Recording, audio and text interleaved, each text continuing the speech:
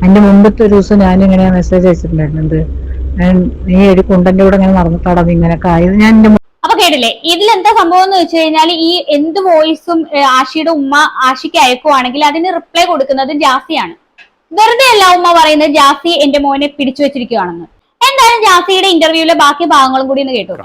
അപ്പോ ഈ ഉമ്മ എന്ന് പറയുന്നത്, ആ ഉമ്മ എന്ന് പറയുന്നത് സാധാരണ ഒരു വീട്ടമ്മയാണ്, നാട്ടിൻ പുറത്തുള്ള ആൾക്കാരാണ്. ഇപ്പൊ എന്റെ ഉമ്മാന്റെ പോലെ തന്നെയാണ്. ഒരിക്കലും അങ്ങനത്തെ ഒരു ഉമ്മ, അല്ലെങ്കിൽ ഇതിപ്പോ എന്റെ കാര്യം പറയാണ്, ഒരിക്കലും ആഷിയുടെ ഉമ്മ ഞാൻ ട്രാൻസ് പേഴ്സൺ ആണ്, ഇന്നൊന്നും ഒരിക്കലും അക്സെപ്റ്റ് ചെയ്യുന്ന ഒരു ആളെ അല്ല അവര്. അതുകൊണ്ടുള്ള ഒരു ദേഷ്യം അവർക്ക് ഓൾറെഡി ഉണ്ട്. കാരണം ആഷിനെ പോലത്തെ ഒരു നല്ലൊരു വ്യക്തിനെ ഒരു ട്രാൻസ് ആയി വിവാഹം കഴിക്കുന്നു, ഞങ്ങൾ ജീവിക്കുന്നു. അപ്പോ ആഷിയുടെ ഉമ്മ ചിന്തിക്കുന്നത് അവന് വേറെ കല്യാണം കഴിച്ചൊരു കുട്ടി, അവന്റെ ഒരു ഭാവി തലമുറ അങ്ങനെയൊക്കെ ചിന്തിക്കുന്ന ആൾക്കാരായതുകൊണ്ടായിരിക്കും. പക്ഷെ എനിക്ക് ആ ഉമ്മയുടെ വോയിസ് കേട്ടപ്പോ ദേഷ്യമല്ല, കാരണം സത്യം പറഞ്ഞാൽ ഉമ്മാക്ക് എത്രത്തോളം ആശയോടുള്ള ഒരു ഇഷ്ടമാണ് അവിടെ ഞാൻ അതിൽ നോക്കി. എന്തായാലും ദേഷ്യം വന്നിട്ടുണ്ടോ ഇല്ലയോ എന്നുള്ളതിന്റെ ആ ഒരു ഇതെന്ന് പറയുന്ന ആഷിയുടെ ഉമ്മയ്ക്ക് ജാസി കൊടുത്ത മറുപടിയിലൂടെ വ്യക്തമാണ്. എന്തായാലും ജാസി ആഷിയുടെ ഉമ്മയോട് ദേഷ്യമില്ല എന്ന് പറയുന്നത് വളരെ തെറ്റാണ്. കാര്യം അവരുടെ ആ വോയിസ് ക്ലിപ്പ് കേൾക്കുമ്പോൾ മനസ്സിലാവും എത്രത്തോളം ജാസിക്ക് ദേഷ്യം ഉണ്ടെന്നുള്ള കാര്യം. അപ്പൊ എന്തായാലും ഇന്റർവ്യൂവിൽ വന്നിട്ട് എന്തിനാണ് ഇങ്ങനെ വെറുതെ കള്ളം പറയുന്നത്? എന്തായാലും ദേഷ്യം ഉണ്ടെങ്കിൽ ദേഷ്യം ഉണ്ടെന്ന് തന്നെ പുറത്ത് പറഞ്ഞുകൊണ്ട് കുഴപ്പമില്ല. ഇപ്പൊ ദേഷ്യം ഉണ്ടായിട്ട് ദേഷ്യം ഇല്ല എന്ന് പറയുന്നത് വളരെ മോശമാണ്. എന്തായാലും ബാക്കിയും കൂടെ കണ്ടുപോകാം. കാണുന്നത് അതിപ്പോ ഏതൊരു ഉമ്മയാണെങ്കിലും ചിലപ്പോ എന്താണ് ചെറിയ ആൾക്കാര് ഒരു അംഗീകരിക്കുമായിരിക്കും ട്രാൻസ് പേഴ്സണ് സ്വന്തം മക്കള് കല്യാണം കഴിക്കുമ്പോൾ ഒരുപാട് വലിയ വലിയ ഫാമിലി ബാക്ക്ഗ്രൗണ്ട് ഉള്ള ഹൈ പ്രൊഫൈലുള്ള ആൾക്കാരൊക്കെ ട്രാൻസ് ആയിട്ടുള്ള കുട്ടികൾ അല്ലെങ്കിൽ ട്രാൻസ് മേനൽ ട്രാൻസ് ഗേളിനെ ഒക്കെ അംഗീകരിച്ച് അവരുടെ വീട്ടിലേക്ക് ഒരു ഇത് കൊണ്ടുവരുന്നുണ്ട്. അത് വളരെ നല്ലൊരു കാര്യമാണ്. കാരണം അവരൊക്കെ അക്സെപ്റ്റ് ചെയ്യാൻ തുടങ്ങിയല്ലോ എന്നുള്ളത്. ഞങ്ങളുടെ കമ്മ്യൂണിറ്റിനെ അക്സെപ്റ്റ് ചെയ്യാൻ തുടങ്ങി, ഞങ്ങളുടെ കമ്മ്യൂണിറ്റിയിലെയും ഒറിജിനൽ ആൾക്കാർ വന്നിട്ട് കല്യാണം കഴിച്ച് കൊണ്ടുവരുന്നുണ്ടെന്നൊക്കെ അറിയുമ്പോൾ വളരെ സന്തോഷം. പക്ഷെ എങ്കിൽ പോലും ചില ആൾക്കാർ, അല്ലെങ്കിൽ ഇപ്പൊ ആഷിയുടെ ഉമ്മ ഒന്നും ഒരിക്കലും അത് അക്സെപ്റ്റ് ആവില്ല. പക്ഷെ എനിക്ക് പ്രതീക്ഷ ഉണ്ട് ഇന്നല്ലെങ്കിൽ നാളെ അക്സെപ്റ്റ് ചെയ്യും. കാരണം ഞങ്ങളെ സ്നേഹം ഉമ്മ മനസ്സിലാക്കും, അക്സെപ്റ്റ് ചെയ്യും. ആഷിയുടെ വീട്ടിലേക്ക് എന്നെ കൊണ്ടുപോകും. ചിലപ്പോൾ നിങ്ങൾക്ക് കാണാൻ പറ്റും ആഷിയുടെ വീട്ടില് കിച്ചണിൽ ഞാൻ എന്റെ ഇൻസ്റ്റാഗ്രാം ലൈവില് അവരുടെ ഉമ്മയോട് സംസാരിച്ച് പോണ ലൈവൊക്കെ ഇൻഷാല്ലാ നിങ്ങൾ കാണാൻ പറ്റും. അത് ശരി, ലൈവ് ഇടാൻ എന്താ കിച്ചൺ എന്താ സ്റ്റുഡിയോയോ? അല്ല, അറിയാത്തോണ്ട് ചോദിക്കുക. എവിടെ പോയാലും ലൈവ് ഇടുന്നതിനെ കുറിച്ചാണ് ജാസി സംസാരിക്കുന്നത്. ഇതാണ് ജാസിയുടെ ഏറ്റവും വലിയ പ്രശ്നം എന്ന് പറയുന്നത്. എല്ലാം സോഷ്യൽ മീഡിയയിലൂടെ പുള്ളിക്കാരിക്ക് ആഘോഷിക്കണം. ഇതൊക്കെ തന്നെയാണ് ഓരോ പ്രശ്നങ്ങളും ഉണ്ടാവുന്നത്. ശരിക്കും ജാസിയോടുള്ള ദേഷ്യം കൊണ്ടോ അല്ലെങ്കിൽ ട്രാൻസ്ജെൻഡർ ആയത് കൊണ്ടോ ഒന്നും അല്ല ഞാൻ ഈ കാര്യം പറയുന്നത്, പൊതുവെ പറയുന്നതാണ്. ഇനിയിപ്പോ ആരും അങ്ങനെ വിചാരിക്കേണ്ട ജാസി ട്രാൻസ്ജെൻഡർ ആയതുകൊണ്ടായിരിക്കും ഞാൻ ഇതൊക്കെ പറയുന്നതെന്ന്. ശരിക്കും പറഞ്ഞാൽ ട്രാൻസ്ജെൻഡറിന്റെ വിഷയത്തിൽ ഏറ്റവും കൂടുതൽ സപ്പോർട്ട് ചെയ്ത് സംസാരിക്കുന്ന ഒരു വ്യക്തിയാണ് ഞാൻ. കാരണം ഒന്നും വേണ്ട, ജാസിയുടെ കാര്യത്തിൽ തന്നെ ഒരുപാട് നമ്മൾ സപ്പോർട്ട് ചെയ്ത് ഒരുപാട് സംസാരിച്ചിട്ടുണ്ട്. പക്ഷെ പോകെ പോകെ ജാസി സോഷ്യൽ മീഡിയയിൽ കാണിച്ചു കൂടുന്ന ഓരോ കാര്യങ്ങൾ കാണുമ്പോൾ ഇങ്ങനെയൊന്നും പറയാതിരിക്കാൻ തോന്നുന്നില്ല. അതുകൊണ്ട് പറയുന്നതാണ്.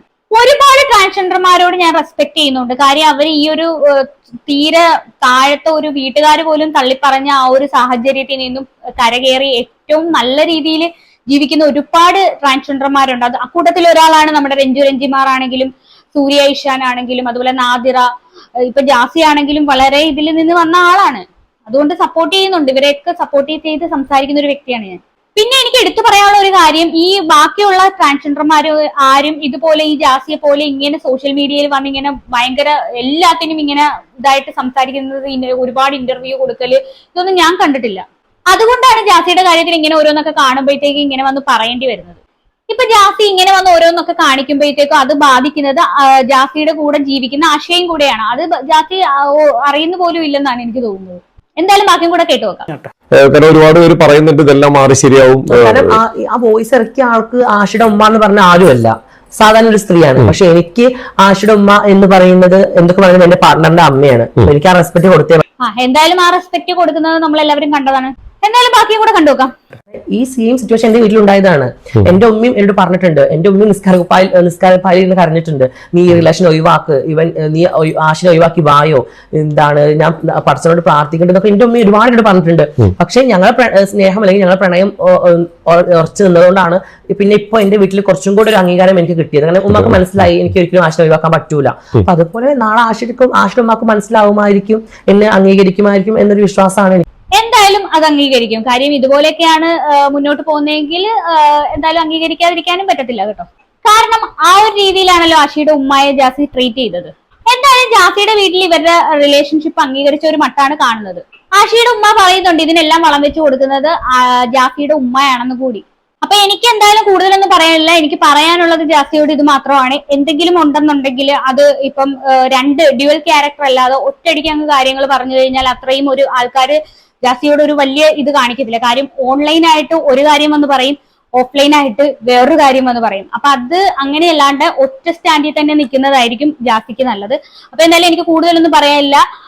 എന്താണ് ഇത് കേട്ടിട്ട് നിങ്ങൾക്ക് തോന്നുന്നതെന്ന് വെച്ചാൽ താഴെ കമന്റ് ബോക്സിൽ കമന്റ് ചെയ്യുക. അപ്പൊ അടുത്തൊരു വീഡിയോയിൽ കാണാം. അതുവരെ ബൈ ബൈ.